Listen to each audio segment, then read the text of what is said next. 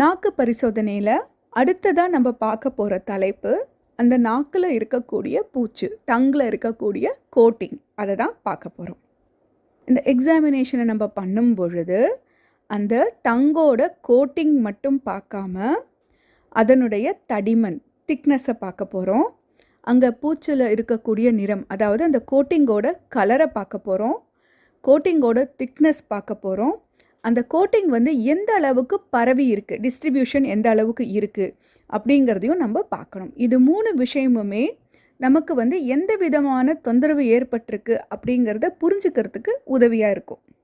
அது மட்டும் இல்லாமல் இந்த டங்கில் இருக்கக்கூடிய கோட்டிங் என்ன பண்ணும் அப்படின்னா, கடுமையான தொற்று நோய்களால் ஏற்படக்கூடிய நோய்க்கிருமிகள், அவற்றின் காரணியின் வகை மற்றும் அதனுடைய ஆழம், டெப்த்தையும் நமக்கு கொடுக்குது. அதாவது எந்த அளவுக்கு உங்களுக்கு கிருமிகளால் பாதிக்கப்பட்டிருக்கு, உடல் பாதிக்கப்பட்டிருக்கு அப்படிங்கிறதையும் இந்த நாக்கில் இருக்கக்கூடிய அந்த கோட்டிங் மூலமாக நம்ம தெரிஞ்சுக்க முடியும்.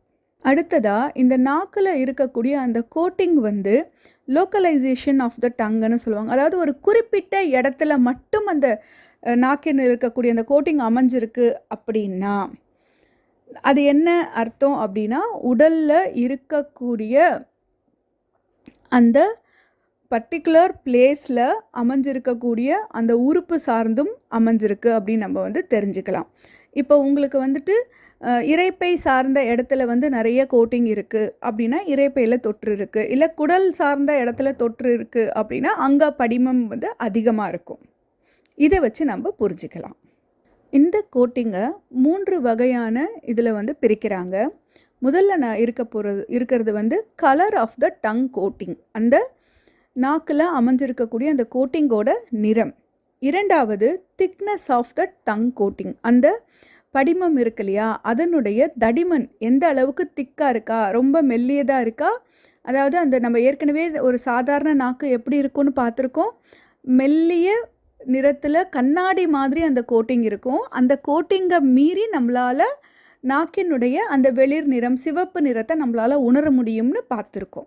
அந்த சிவப்பு நிறம் தெரியாத அளவுக்கு கோட்டிங் மறைஞ்சிருக்கா அப்படிங்கிற மாதிரியான வேறுபாடுகள் நமக்கு அந்த நோயின் தன்மையை புரிய வைக்கும். அடுத்ததாக அதனுடைய திக்னஸ், இப்போ நிறம் எந்த அளவுக்கு இருக்குது, எந்த நிறத்தில் அந்த கோட்டிங் இருக்குது, கருமை படர்ந்து இருக்கா, அடர் சிவப்பில் அந்த படிமன் இருக்கா, நீல நிறத்தில் இருக்கா, அந்த மாதிரியானது. அடுத்தது திக்னஸ், மெல்லியதாக இருக்கா, தடிமனான கோட்டிங் இருக்கா அப்படிங்கிறத பார்க்குறோம். அடுத்தது அந்த டங் கோட்டிங்லேயே சில நேரம் அந்த இன்ஃபெக்ஷனையும் நம்மளால் உணர முடியும். சின்ன சின்ன கொப்புளங்கள் ஏற்பட்டிருக்கலாம். அந்த மாதிரியான சூழ்நிலையும் நம்மளால் பார்க்க முடியும். ஸோ முதலாவதாக நம்ம பார்க்க போகிறது அந்த கோட்டிங்கில் நாக்கினில் அமைஞ்சிருக்கக்கூடிய அந்த கோட்டிங்கோட, அந்த நாக்கில் அமைஞ்சிருக்கக்கூடிய பூச்சுன்னு சொல்லுவோம்ல, அதனுடைய நிறம், கலர் என்ன கலரில் இருக்குது அப்படின்னு பார்க்க போகிறோம். ஸோ அப்படி நம்ம பார்க்கும் பொழுது அந்த கோட்டிங் வெள்ளையாக இருக்கலாம், மஞ்சள் நிறத்தில் அமைஞ்சிருக்கலாம், சாம்பல் நிறத்துலையும் இருக்கலாம், சில நேரத்தில் கருப்பு நிறமாகவும் அமைந்திருக்கலாம். அப்படி நம்ம பார்க்கும் பொழுது white tongue coating, yellow tongue coating, grey tongue coating and black tongue coating, இந்த 4 வகையான அந்த கோட்டிங்குமே உங்களுக்கு வெவ்வேறு விதமான நோய்க்குறிகளை நமக்கு புரிய வைக்கும். ஸோ அதில் நம்ம முதலாவதாக பார்க்குறது வெள்ளை பூச்சு, அதாவது ஒயிட் டங். ஒயிட் டங்கில் இருக்கக்கூடிய அந்த வெண்மை நிறம் படிமம், இது எந்த நோயோட அறிகுறியும் இல்லாமல், இப்போ உங்களுக்கு தலை சுற்றலை, தலை வலிக்கலை, வயிறு வலிக்கலை, பசிக்குது, இல்லை அதிகமாக பசிக்குது, பசி இல்லை, இந்த மாதிரி எந்த விதமான நோயோட அறிகுறிகளும் இல்லாமல் மெல்லிய மற்றும் வெண்மை நிறத்தில் பூச்சு இருக்குது. அதாவது அந்த கோட்டிங் ஒயிட் கலரில் ரொம்ப மெல்லிதாக அமைஞ்சிருக்கு அப்படின்னா அது இயல்பான ஒரு விஷயம். இது வெள்ளை நிறத்தில் இருந்தது அப்படின்னா உடலில் குளிர்ச்சி இருக்குது அப்படிங்கிறத குறிக்கக்கூடியதாக அமைஞ்சிருக்கு. அதாவது கோல்ட்னஸ் உடம்புல இருக்குது அப்படிங்கிறது. இரண்டாவதாக மஞ்சள் நிற பூச்சு, எல்லோ கலர் கோட்டிங். இந்த கோட்டிங் இருந்தது அப்படின்னா உடலில் வெப்பம் இருக்குது, ஹீட் அப்படிங்கிற விஷயத்தை குறிக்குது. மூன்றாவதாக சாம்பல் நிற பூச்சு, கிரே கலரில் இருக்கக்கூடிய கோட்டிங். வெள்ளை அல்லது மஞ்சள் அந்த கோட்டிங்கில் இருந்து அடுத்த சூழ்நிலைக்கு சாம்பல் நிறத்தில் நாக்கு மாறலாம். அந்த கோட்டிங் வந்து சாம்பல் நிறத்துக்கு கிரே கலருக்கு மாற்றம் அடையலாம்.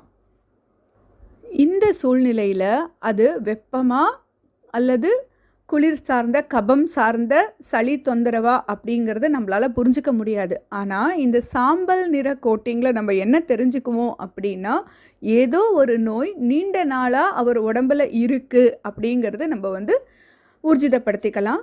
அது சார்ந்து அவங்களுக்கு வந்து நோய்க்கான அறிகுறிகள் வேறு ஏதாவது இருக்கா அப்படின்னு வேறு டயக்னாசிஸ் மூலமாக நம்ம தெரிஞ்சிக்கும் போது இது ஃபைனலைஸ் பண்ண முடியும். நீண்ட கால நோய் இருக்கிறத காட்டுறதால நமக்கு இன்னும் சில அறிகுறிகளும் நம்ம தெரிஞ்சுக்க வேண்டியது இருக்குது. சாம்பல் பூச்சி வந்து உலர்ந்த நிலையில் ட்ரையாக இருந்தது, இந்த கிரே கோட்டிங் வந்து ட்ரையாக இருந்தது அப்படின்னா ஹீட் இருக்கும், வெப்பம் அமைஞ்சிருக்கும். இதே நேரம் இந்த கிரே கோட்டிங்கில், அதாவது இந்த சாம்பல் நிற பூச்சில் ஈரத்தன்மை இருந்தால், வெட்டாக இருந்தது அப்படின்னா அங்கே குளிர் இருக்கும். இது வந்து நம்ம தெரிஞ்சுக்கணும். அடுத்ததாக பிளாக் கலர் கோட்டிங், கருப்பு வண்ணத்தில் இருக்கக்கூடிய அந்த மேல் பூச்சு. வெள்ளை, சாம்பல் அல்லது மஞ்சள் நிற அந்த கோட்டிங்கில் இருந்து அடுத்ததாக உங்களுக்கு உருவாகக்கூடிய, அதாவது அடுத்த நிலை நோய்க்கான அறிகுறி அப்படின்னு நம்ம சொல்லலாம். அந்த நிலையில் வந்து உங்களுக்கு கருப்பு நிறத்தில் அந்த கோட்டிங் வந்து ஏற்படலாம். சாம்பல் நிற கோட்டிங்கில் எப்படி நம்ம சொன்னோமோ அது வந்து வெப்பமாக இருக்கா, சளி பிரச்சனையா, கபமானு கண்டுபிடிக்க முடியாது. ஆனால் சாம்பல் நிறத்தை போலவே கருப்பு நிறத்தில் பிளாக் கலரில் இருக்கிற கோட்டிங்கும் நமக்கு எதை சொல்லுதுன்னா, it's a longer period symptom அப்படின்னு நம்ம எடுத்துக்கலாம். அதாவது நீண்ட காலத்துக்கு அந்த நோய் இருக்குது அப்படிங்கிறத காட்டக்கூடிய ஒரு அறிகுறியாக அமைஞ்சிருக்கு. ஆனால் இதை மட்டுமே வச்சு நம்ம ஒரு முடிவுக்கு வர முடியாது. பட் இந்த எண்ணத்தை மனசில் வச்சுக்கிட்டு மருத்துவ பயனாளி கவனிக்காமல் இருந்திருக்கலாம், இல்லை அவங்களுக்கு தெரிஞ்சிருக்கலாம் நீண்ட காலமான நோய்க்கான அறிகுறி ஏதாவது இருக்கா அப்படின்னு மேலும் பல டயக்னாசிஸ் மெத்தட்ஸை யூஸ் பண்ணி நம்ம தெளிவுபடுத்திக்கணும். இங்கேயும் வந்துட்டு கருமை நிற கோட்டிங், அதாவது பிளாக் கலர் கோட்டிங்கோட ட்ரைனஸ், வறட்சி இருந்தது அப்படின்னா ஹீட் இருக்குது அப்படின்னு புரிஞ்சுக்கணும். கருப்பு நிற கோட்டிங் பிளாக் கலர் கோட்டிங்கோட வெட்னஸ் இருந்ததுன்னா, ஈரத்தன்மை இருந்ததுன்னா குளிர் இருக்குது அப்படிங்கிறது நம்ம புரிஞ்சுக்கணும். அடுத்ததாக நம்ம வந்து இந்த கோட்டிங்கோட திக்னஸை பார்க்க போகிறோம். அதாவது அந்த மேலே படிஞ்சிருக்கக்கூடிய அந்த படிமத்தினுடைய அளவு, தடிமன் எந்த அளவுக்கு இருக்குது, அப்படி இருந்ததுன்னா அதற்கு என்னென்ன காரணம் இருக்கலாம் அப்படிங்கிறத பார்க்க போகிறோம். ஸோ முதல்ல நம்ம பார்க்க போகிறது, அந்த கோட்டிங் வந்து தடிமனாகவும் இருக்கலாம், இல்லை மெல்லிய கோட்டிங்காகவும் இருக்கலாம், இல்லைன்னா வித்தவுட் ரூட் ஆர் ஆப்சண்ட். அதாவது உங்களுக்கு வந்து அந்த கோட்டிங் வந்து உங்களுக்கு நாக்கினுடைய வேறு பகுதியில் இருந்தும் அல்லது இல்லாமலும் எப்படி வேணால் இருக்கலாம். ஸோ இந்த வகையில் கோட்டிங் அப்படிங்கிறத 4 வகையாக பிரிக்கிறாங்க. தின் கோட்டிங், மெல்லிதாக இருக்கக்கூடியது; திக் கோட்டிங், தடிமனாக இருக்கக்கூடிய அந்த படிமம்; வேரற்ற பூச்சு, அதாவது ரூட்லெஸ்ஸாக இருக்கக்கூடிய ஒரு கோட்டிங்; ஆப்சன்ஸ் ஆஃப் கோட்டிங், அந்த கோட்டிங்கே இல்லாமையும் சில நேரங்களில் அந்த மேல் படிமமே இல்லாமல் கூட இருக்கலாம், அதுவும் ஒரு அறிகுறி தான். ஸோ இதில் நம்ம முதலாவதாக பார்க்க போகிறது மெல்லிய பூச்சு, அதாவது வெறுமனே இருக்கக்கூடிய கோட்டிங், அதை தான் பார்க்க போகிறோம். நாக்கோட உடலின் நிறம் வந்து நமக்கு அந்த மெல்லிய பூச்சின் வழியாக, அந்த தின்னு கோட்டிங் வழியாக நமக்கு தெரியுது அப்படின்னா அப்போ வந்து அது இயல்பான நாக்காக எடுத்துக்கலாம். ஆனால் சில நேரங்களில் எக்ஸப்ஷனல் கேசஸ்னு சொல்லுவோம் இல்லையா, அந்த மாதிரி வேறு கடுமையான தொற்று நோய்களோட இல்லை வேறு அறிகுறிகளோடு இருக்குது, உடலில் காட்டுது, ஆனால் நாக்கு இந்த மாதிரி தன்மையில் இருக்குன்னா அப்போ நம்ம இன்னும் கொஞ்சம் கவனிக்கணும்.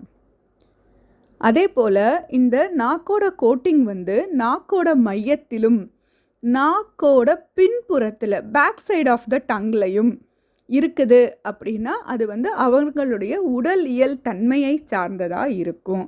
அதை நோயை சார்ந்து நம்ம பார்க்க முடியாது, உடல் தன்மையில் கூட இருக்கலாம், அது எந்த வகையான உடல் அப்படிங்கிறத பொறுத்தும் அமைஞ்சிருக்கும்.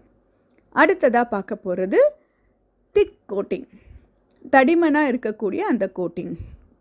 அந்த தடிமனான கோட்டிங் வந்து உடலில் ஃப்ளெம் அப்படிங்கக்கூடிய அந்த சளி இருக்குது அப்படிங்கிறத குறிக்குது. இந்த தடிமனான கோட்டிங் வந்து உங்களுக்கு ஃப்ளம் அப்படின்னு சொல்லக்கூடிய அந்த சளி இருக்குது அப்படிங்கிறத காட்டுது, குளிர்ச்சி இருக்குது அப்படிங்கிறத குறிக்குது. அது மட்டும் இல்லாமல் ஒரு தடிமனாக இருக்கக்கூடிய திக்காக இருக்கக்கூடிய மஞ்சள் நிறமும் கலந்து இருக்கக்கூடிய அந்த கோட்டிங் வந்து உங்களுக்கு வெப்பத்தை குறிக்குது. அதே நேரத்தில் வெண்மை நிறத்தில் தடிமனாக இருக்கக்கூடிய கோட்டிங் வந்து சில நேரங்களில் ஏதோ ஒரு நோய் கிருமியோட காரணமாக உங்களுக்கு அதன் தாக்கம் காரணமாகவும் இருக்கலாம். வெள்ளை நிறத்தில் இருக்கக்கூடியது குளிர்ச்சியை குறிக்கிறதாகவும், மஞ்சள் நிறத்தில் இருக்கக்கூடிய தடிமனான அந்த கோட்டிங் வந்து வெப்பத்தையும் குறிக்கக்கூடியதாக அமைஞ்சிருக்கு. இதே சமயத்தில் அந்த திக்னஸோட தடிமனோட சேர்ந்து ஒரு வழவழக்கும் தன்மை அல்லது ஒட்டக்கூடிய எண்ணெய் மிதக்கக்கூடியதாக இருக்கக்கூடிய, அதாவது ஒரு ஆயிலி டெக்ஸ்சராகவோ ஒரு பிசுபிசுப்பு தன்மையோடவோ இருக்குது, இல்லை ஒரு வழுவழுப்பு தன்மையோடு இருக்குது அப்படின்னா உங்களுக்கு இது சளியின் காரணமாக உருவாகக்கூடியதாக அமைஞ்சிருக்கும். இந்த கோட்டிங் வந்து இலகுவாக இருந்தா, அதாவது தூள் போல் அந்த கோட்டிங் வந்து உங்களுக்கு அப்படியே வெளியே வர தூள் மாதிரி வெளியே வர்ற மாதிரி இருந்தது அப்படின்னா அந்த இடத்துல உஷ்ணம் வெப்பத்தோட கூடிய சளி இருக்கிறது அப்படிங்கிறத புரிஞ்சுக்கணும். அதாவது ஃப்ளம் வித் ஹீட் இருக்கும். அடுத்ததாக வேர் இல்லாத பூச்சு, அதாவது ரூட்லெஸ் கோட்டிங். சாதாரணமாக ஒரு நாக்கில் அமைஞ்சிருக்கக்கூடிய அந்த கோட்டிங் வந்து நாக்கின் உடலோட இணைக்கப்பட்டிருக்கும். அப்படின்னா அங்கே ஒரு வேர் இருக்குது, அதை நம்ம வந்து தொடச்சி எடுக்க முடியாது, கீரியும் எடுக்க முடியாது. அது எப்படி ஒரு செடி வந்து வேரோடு உட்காந்துருக்கோ அதே போல் இந்த நாக்கில் இருக்கக்கூடிய கோட்டிங்கும் நாக்கின் உடலோட வேரால் இணைக்கப்பட்டிருக்கும். ஒரு சில நேரங்களில் இந்த மாதிரி வேர் இல்லாமல் நீங்கள் நாக்கில் வச்சு வழித்து எடுத்தாலே வெளியே வருது அப்படிங்கிற மாதிரியான சூழ்நிலை இருக்குது அப்படின்னா அது வந்து சக்தியின் குறைபாடு காரணமாக இருக்கும். இந்த இடத்துல வேர் அப்படிங்கிறது இருக்காது, அதாவது நாக்கினுடைய உடலோடு அது ஒட்டிக்கிட்டு இருக்காது, மறுபடியும் அது நடந்துகிட்ருக்கும். இல்லைன்னா அந்த உடலில் உங்களுக்கு இந்த இன்டிஃபிஷியன்சி காரணமாக அந்த கோட்டிங் இயல்பாக இருக்கக்கூடிய அந்த மேல்பூச்சு இல்லாத பொழுது இந்த மாதிரியான ஒரு தன்மை வந்து நிகழ்கிறது. இந்த மாதிரியான ரூட்லெஸ் கோட்டிங் வந்து உங்களுக்கு இன்டிஃபிஷியன்சி அப்படிங்கிற குறைபாட்டை, சக்தி குறைபாட்டை குறிக்கக்கூடியதாக அமைஞ்சிருக்கு. அடுத்ததாக இந்த மாதிரி எந்த விதமான மேல் பூச்சும் இல்லை, no coating, absence of coating அப்படின்னு ஒரு நிலை இருக்கும்.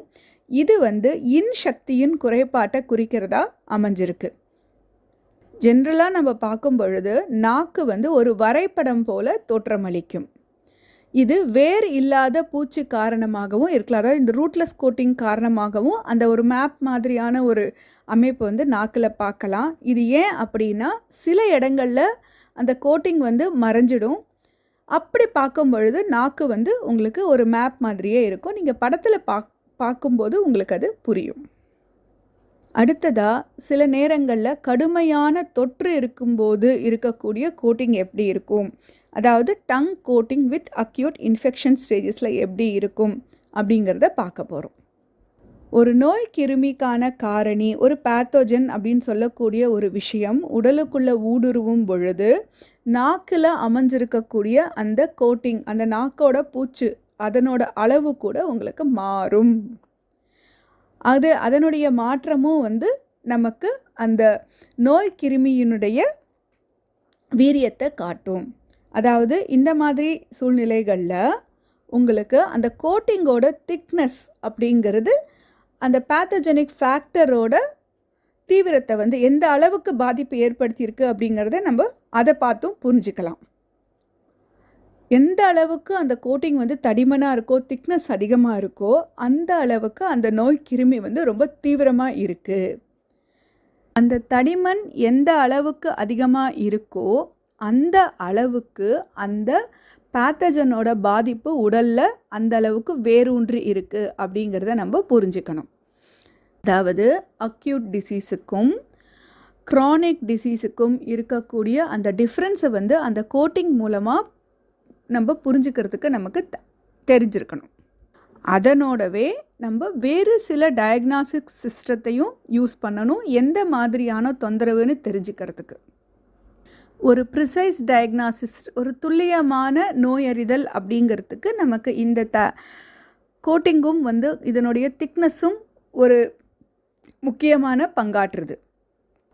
அதே போல் இங்கே அந்த கோட்டிங்கோட லோக்கலைசேஷன் அப்படின்னு சொல்லுவோம் இல்லையா, ஒரு குறிப்பிட்ட இடத்துல அந்த மேல் பூச்சு தடிமனாக இருக்கா மெல்லிதாக இருக்கா அப்படிங்கிறத அக்யூட் இன்ஃபெக்ஷன் ஸ்டேஜஸில் ஒரு நோய் உருவாகக்கூடிய அந்த நேரங்களில் இருந்து சாதாரண நாக்கில் இருக்கக்கூடிய அந்த தன்மைக்கும் இந்த தொற்று இருக்கக்கூடிய நேரத்தில் இருக்கக்கூடிய அந்த கோட்டிங்கோட தன்மைக்கும் நம்ம வித்தியாசம் புரிஞ்சுக்கணும். கொஞ்சம் கூர்ந்து கவனித்தா மட்டும்தான் நமக்கு அது புரியும். அது மாறுபடும். சில நேரங்களில் நோய் தொற்றுகளால் உங்களுக்கு, அதாவது அக்யூட் இன்ஃபெக்ஷன்ஸ் சொல்லுவோம் இல்லையா, மைல்டாக இருக்கக்கூடிய அந்த தொற்றுகளால் நாக்கினுடைய நுனி மற்றும் முன் விளிம்புகள் அப்படிங்கிறது உங்களுக்கு அங்கே மட்டுமே சில மாற்றங்களை நம்ம பார்க்க முடியும். இந்த பகுதிகள் வெளிப்புற உடலை, அதாவது எக்ஸ்டர்னல் பாடியை ரெப்ரசன்ட் பண்ணுது. இந்த இடத்துல சேஞ்சஸ் இருக்குது அப்படின்னா உங்களுக்கு வெளிப்புற காரணிகள் வழியாக நோய் தொற்று வந்திருக்கு. அப்படின்னா என்ன, உங்களுக்கு வெளியே அதிகமான குளிர் இருந்திருக்கலாம், அதிகமான காற்று வாதம் இருந்திருக்கலாம், இல்லை வெப்பம் அதிகமாக இருந்திருக்கலாம். இது போன்ற ஏதேனும் ஒரு வெளிப்புற காரணிகளால் உங்கள் உடம்பில் தொற்று வந்திருக்கு அப்படிங்கிறது இந்த நாக்கினுடைய நுனி விளிம்புகளில் வர்றதை வச்சு நம்ம தெரிஞ்சுக்க முடியும். அதே போல் இந்த மாதிரியான அறிகுறிகள் உங்களுக்கு நாக்கினுடைய உள் பகுதியில், மத்திய நாக்கிலையோ இல்லை நாக்கினுடைய வேறு பகுதியோ அந்த மாதிரி பகுதிகளில் இருக்குது அப்படின்னா அந்த நோய்க்கான தொற்று உடலுக்கு உள்ளே இருந்து வளர்ந்துருக்கு அப்படின்றத புரிஞ்சுக்கணும். வெளிப்புறத்தில் இருந்து வரக்கூடிய அந்த குளிர் காற்று அப்படிங்கிறது நேரடியாக வயிறு, பெருங்குடல், சிறுநீர்ப்பை மற்றும் கருப்பை போன்ற இடங்களை தாக்கும். இந்த சந்தர்ப்பங்களில் குளிர் எக்ஸ்டர்னல் பாடி வழியாக இல்லாமல், அதாவது நம்மளுடைய உடலில் வெளிப்புறத்தின் வழியாக செல்லாமல் நேரடியாக உள்ளே இருக்கக்கூடிய நம்மளுடைய இன்டர்னல் பாடியை தாக்கும். இந்த ஒவ்வொரு சந்தர்ப்பத்திலையும் இன்டர்னலாக நம்ம உடம்புக்குள்ளே இருக்கக்கூடிய ஒரு அந்த நோய்க்கிருமியின் காரணமாக அங்கே நோய் தொற்று ஏற்பட்டிருக்கு அப்படிங்கிறதன் அடையாளமாக நாக்கில் அந்த உள்ளுறுப்புகளை ரெப்ரசன்ட் பண்ணக்கூடிய பகுதியில் மட்டும் அந்த கோட்டிங் தடிமனாக இருக்கும். இது தடிமனாகவும் வெண்மையாகவும் ஒரு சில நேரங்களில் ஈரமாகவும் கூட அமைஞ்சிருக்கலாம். ஏன் அப்படின்னா அதிகமான குளிருமே உடம்பில் இருக்கக்கூடிய அந்த திரவங்கள் சொல்லுவதில்ல, பாடி ஃப்ளூயிட்ஸுடைய தேக்கத்திற்கு, ஸ்டாக்னேஷனுக்கு வழிவகுக்கிறதால அங்கே ஈரத்தன்மையும் இருக்கலாம். நோய்க்கான காரணி, அதாவது நோய் கிருமி அது எந்த அளவுக்கு தீவிரமாக இருக்கோ அந்த அளவுக்கு அந்த கோட்டிங்கோட தடிமன் இருக்கும். நோய் கிருமி ஆழமாக இருக்குது அப்படின்னா அவ்வளவு எந்த இடத்துல ஒரு குறிப்பிட்ட உடல் உறுப்பில் உள்ளுறுப்பில் ஆழமாக இருக்குது அப்படின்னா அந்த குறிப்பிட்ட பகுதியில் நாக்கில் நீங்கள் பார்த்தீங்கன்னா அந்த கோட்டிங்கோட தன்மை அதிகமாக, தடிமன் அதிகமாக இருக்கும்.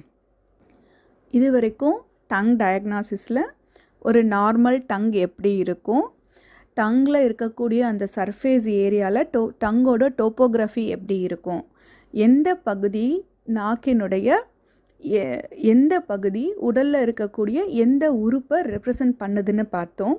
நாக்கினுடைய நிறத்தில் ஏதாவது மாற்றம் இருந்தால், நாக்கினுடைய மாய்ஸ்சரில், ஈரப்பதத்தில் ஏதாவது மாற்றம் இருந்தால் நமக்கு அது மட்டும் இல்லாமல் நாக்கினுடைய உடலில் ஏதாவது மாற்றம் இருந்தால், உடல் அமைப்பில், அதே போல் நாக்கின் மேல் அமைந்திருக்கக்கூடிய அந்த பூச்சு, மேல் பூச்சுன்னு சொல்லக்கூடிய அந்த கோட்டிங்னு சொல்லுவோம் இல்லையா, அதில் ஏதாவது மாற்றம் இருந்தால் என்னென்ன அறிகுறி இருக்கும் அப்படிங்கிறத தெரிஞ்சுக்கிட்டோம். அடுத்த வகுப்பில் அந்த நாக்கினுடைய உடல் அப்படிங்கிறது என்னென்ன வகையில் இருக்கும், அங்கே என்னென்ன மாற்றம் இருந்தால் அதுக்கான காரணிகள் என்னவா இருக்குங்கிறத பார்க்கலாம்.